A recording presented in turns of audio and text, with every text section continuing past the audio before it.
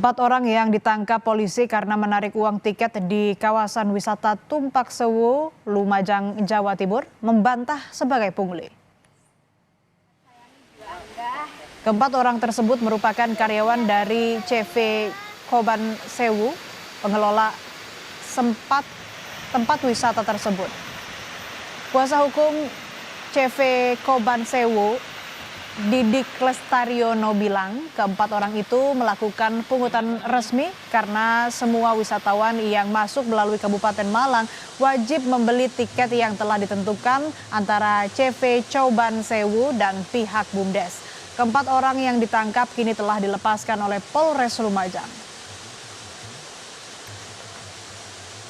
Yang selama ini di framing itu seolah-olah ada pungli, itu manajemen Coban Sewu.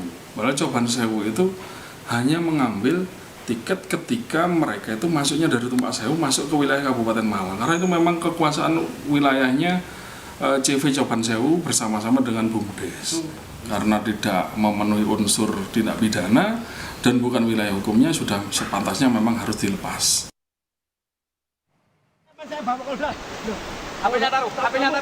Sebelumnya, Polres Lumajang, Jawa Timur menangkap 4 orang yang menarik uang tiket di lokasi wisata Tumpak Sewu. Meski dibebaskan, keempat orang tersebut dikenakan wajib lapor 2 kali seminggu ke Polres Lumajang. Polisi masih terus melakukan penyelidikan kasus ini dengan memeriksa sejumlah saksi.